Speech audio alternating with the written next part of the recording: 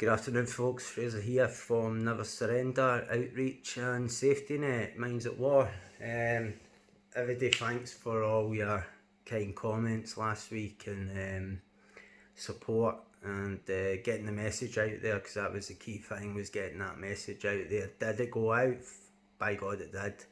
It hit a lot of people. A lot of people shared as well and opened up their own problems, which is what we wanted, but it's sad in other respects. I think last week, including today, I think we're still waiting for another confirmation of Jim and Jeff at Veterans Unite Against Suicide, that it could be possibly 48, at the moment 47. So yeah, busy weekend for everyone.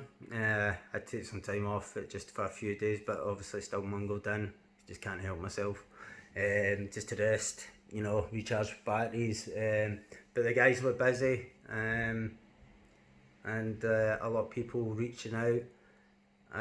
I can say that one person who had reached out to us is now getting treatment for addiction, which is what the whole aim of the video was, and the whole aim of getting the message out there. But we still need to pass that message on, and addiction has, and I'll keep saying it, a lot to do with suicide as well. Self-medicate, a lot of us do it. I used to do it, and it was a way of coping, So now that we're all opening up, it was crazy.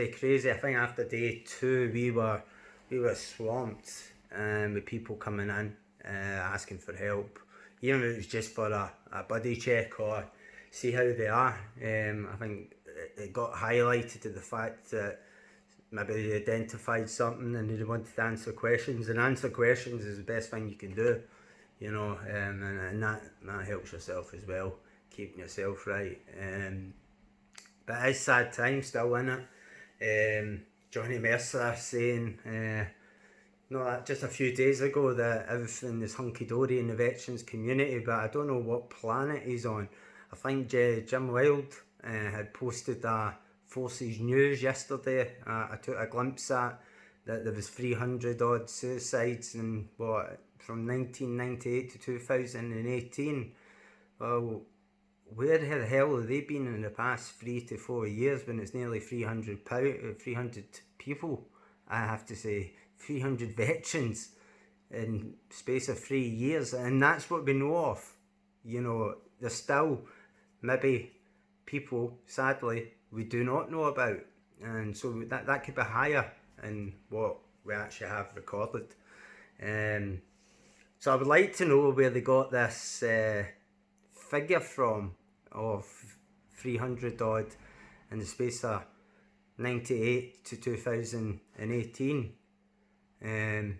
Very interesting to know, if they don't record veteran suicides, how the hell did they manage to come up with that kind of number? The whole point of Veterans Unite Against Suicide is, the fact is, nobody was recording any veteran suicide till Jeff and Jim set up Veterans Unite Against Suicide. That was the only people who were recording. So where the MOD got these figures from, or whoever, it would be interesting to know, because the figures do not stand to what we've lost in even 2 years, including now. That must be, in 4 years, nearly at 300 plus, which is absolute disgrace of the government and shows all the failings of the big charities, Combat Stress and everything else, It's sad, and and groups like ourselves and groups like other groups that set up, we're just there to help anyone. We don't ask for anything.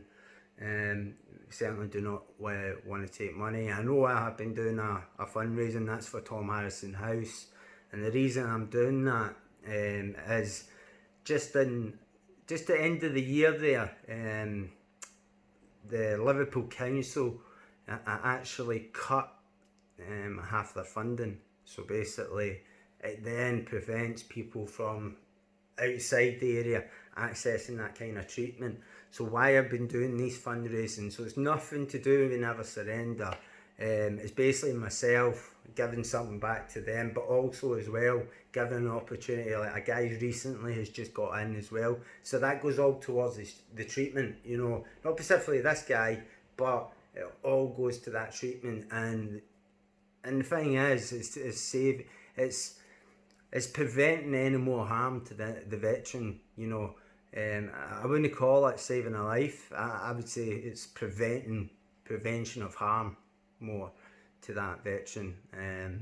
And that's why I've been raising it, and I appreciate everybody so far who's raised it and highlighting the fact there's people now sharing their own experiences with addiction, which is very brave of them. I know how hard it is to do it. And guys, like if you are trying to get hold of me, and I don't reply straight away, I'm on other things. I was snowed in at like from Friday, for advice from people, and um, and basically I had to take a wee bit of time for myself, so I passed on some of my stuff on to the team who do a great job as well. You know, it's not just myself. We've got tons of folk now, you know, and what we're doing at Never Surrender with the outreach team, and it's fantastic. I think in the space of a week, we went from 100, and we've just today passed 300 in the space of a week. There's lots of information on that outreach. We've got from benefits to housing options and what you can do if you're homeless or find yourself homeless. And there is a few veterans that came asking for help, and we have got some people doing body checks. I've had some myself, and I've been in with Safety Net as well, helping them as well with cases which people would need advising on, which I enjoy. I enjoy doing, putting some of my experience back into to helping others. Frankly, you know. I would think it'd be selfish of myself if I done the treatment and walk away and just got on with my life, and I couldn't do that, and I would be a fake in my eyes, and I do feel that I have, and it's not a half. I want to, and I want to help others who are in a despair situation, that their life is coming to an end and they do want to kill themselves.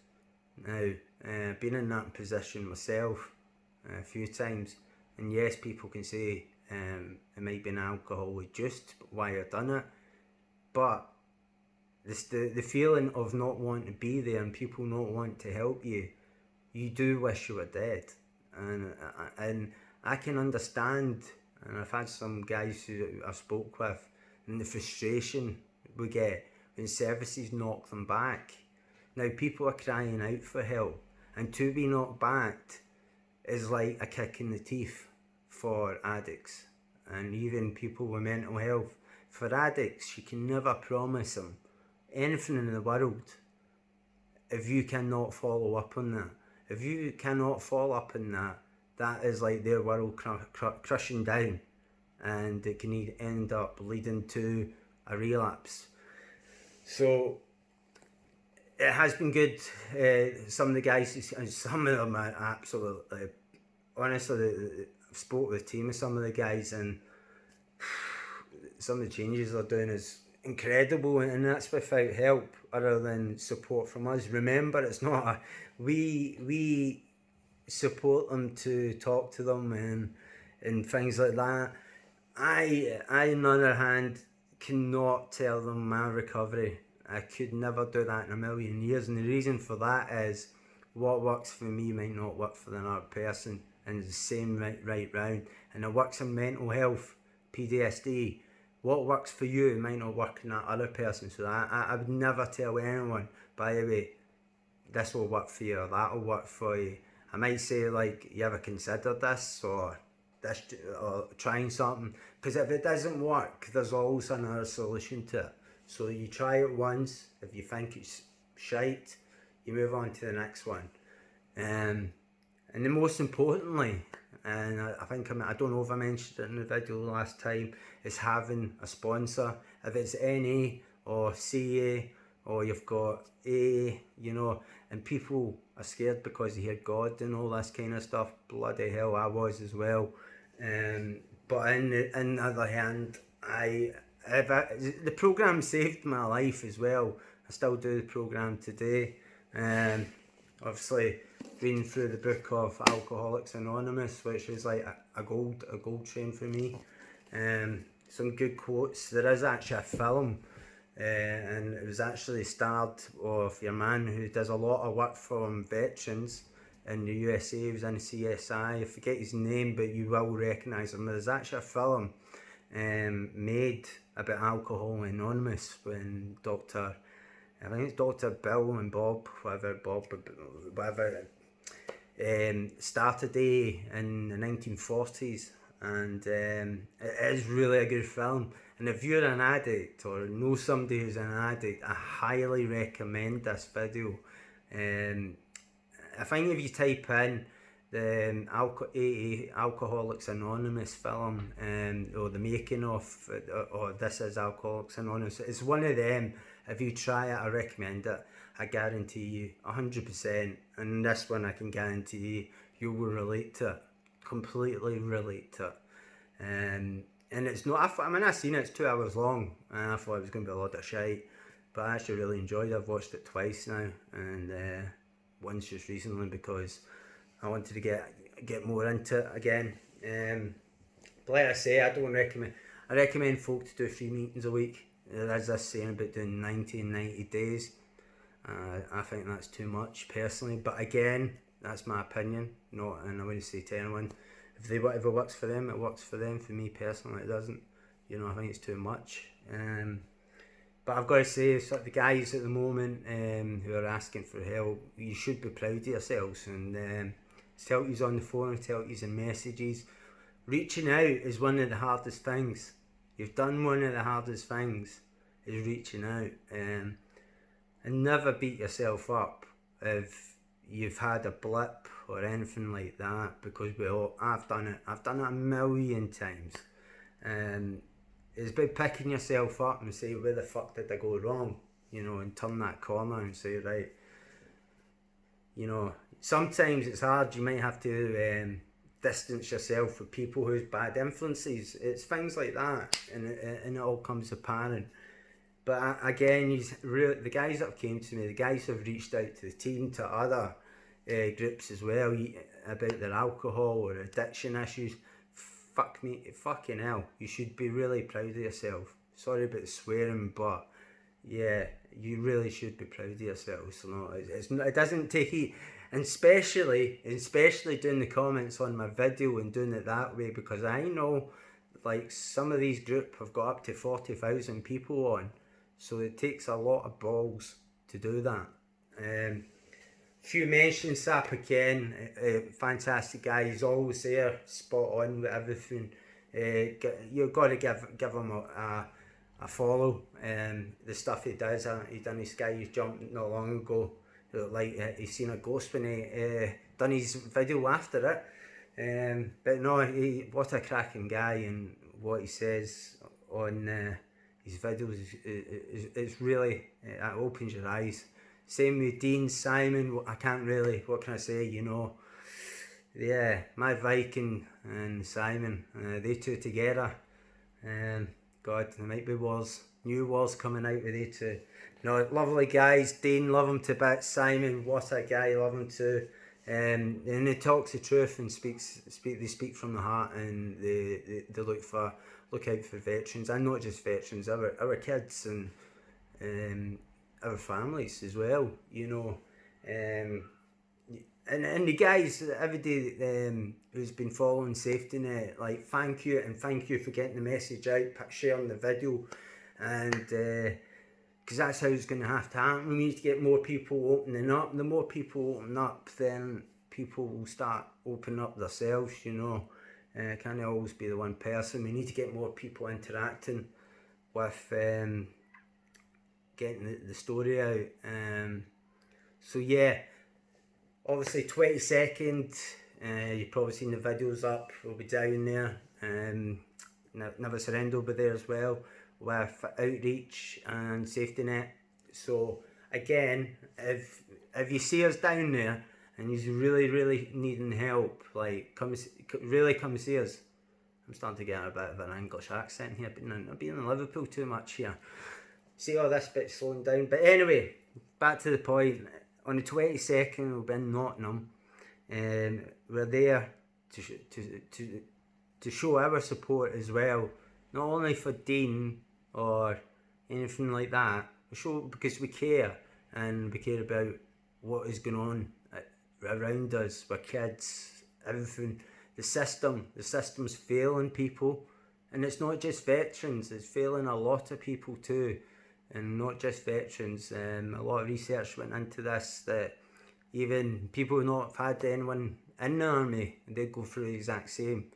But we do get tarnished a wee bit because PTSD ex-army poses a risk, but there is cases in the civilian community as well, you know, so we need to get out there in mass numbers on the 22nd, and I'm sure, as you say, Dean said, no drinking, do what you want after it. I don't want anyone drinking around me anyway, but it's a free world what you do, but don't be bothering asking me for one. Because if I took one, man, you wouldn't be, I'd probably end up in the nick indeed, but that's not going to happen. But truthfully guys, try and get out in your mass numbers. Everyone's going to be coming together. The bikers, the marchers, the survivors.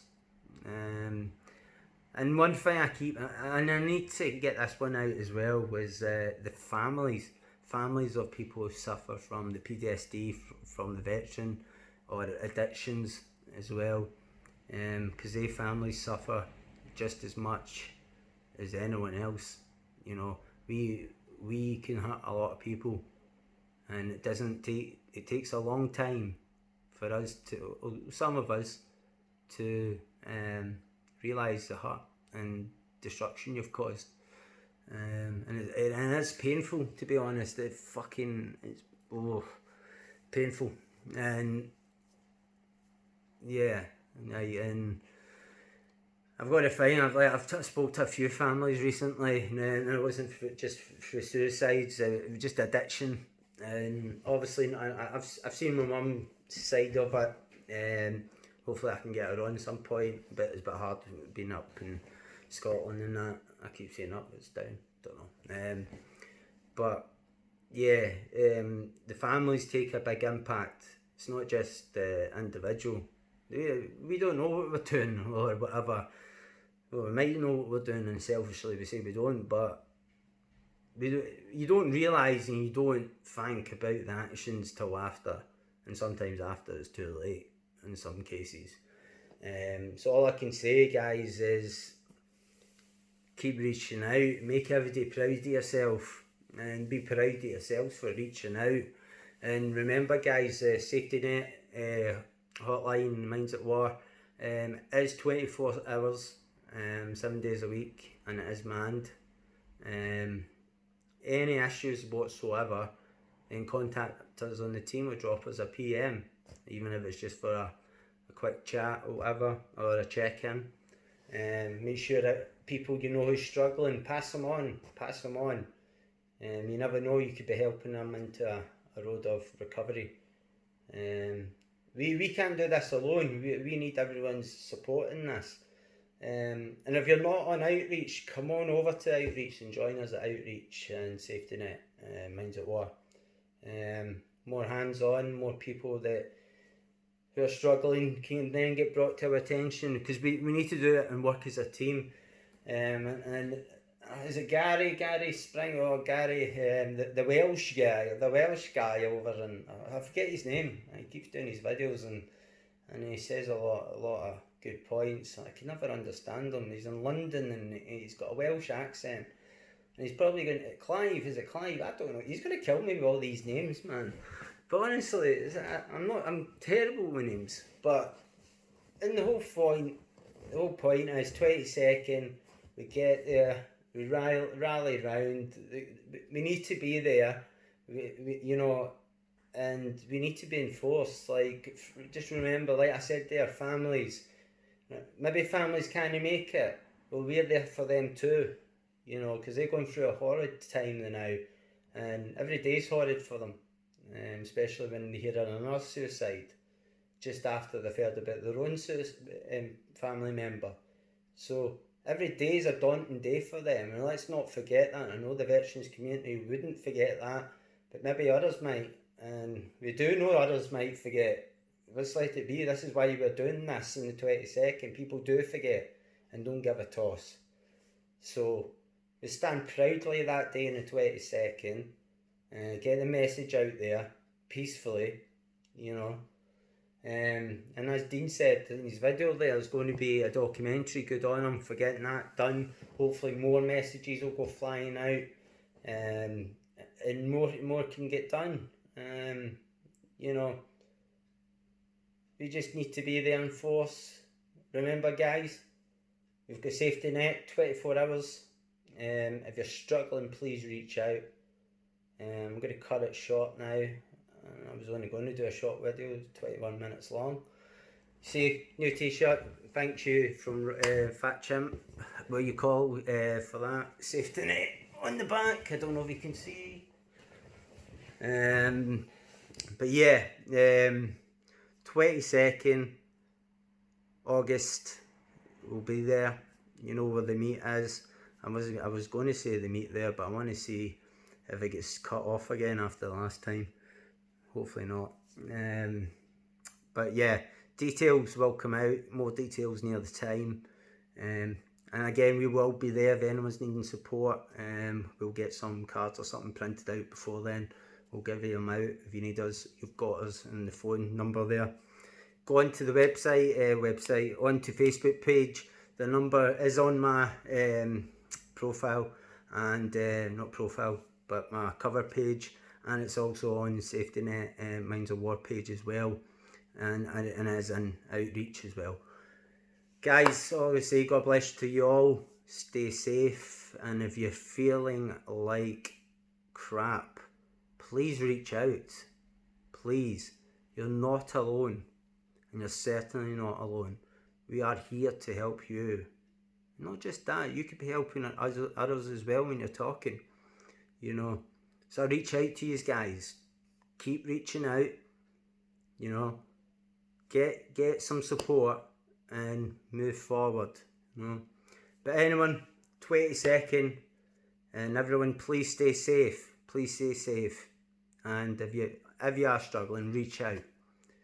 Hopefully I'll do another video maybe next week, and we'll see what happens the rest of the week. But God bless you all, and thank you for supporting us and supporting Never Surrender and the outreach team and Safety Net Minds at War. You are fantastic. Anyway, have a good one, and if you need anything, PM me. Cheers, guys.